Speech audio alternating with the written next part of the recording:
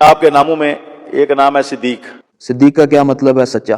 یہ حضور نبی کریم نے خود رکھا، فرمایا انت صدیق، آپ صدیق ہیں. حضرت مولا مشکل کشا حضرت علی رضی اللہ تعالی عنہ آپ فرماتے ہیں کہ یہ جو صدیق نام ہے نا، یہ اللہ تعالیٰ نے آسمان سے نازل کیا. ابو بکر وہ ہیں جن کو نبی پاک نے صدیق کہا. حضور نبی کریم نے خود فرمایا انت صدیق ہو، اے ابو بکر آج کے بعد تم صدیق ہو. اب نے فرمایا کہ آج رات کو میں معراج کر کے آیا ہوں، مسجد اقصی بھی گیا ہوں.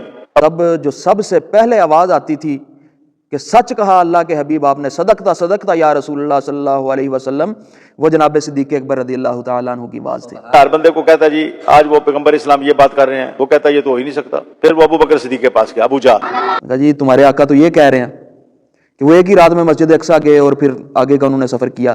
ابو بکر صدیق نے کہا اگر حضور نے فرمایا تو وہ سچ بولتے ہیں، اور میں اس کی تصدیق کرتا ہوں. میں تو اس سے بھی بڑی خبروں میں آپ کی تصدیق کرتا ہوں. میں تو آسمانوں کی خبروں میں بھی تصدیق کرتا ہوں، وہ آسمانوں سے ان کے پاس خبریں آتی ہیں. اس موقع پر حضور نے فرمایا انت صدیق.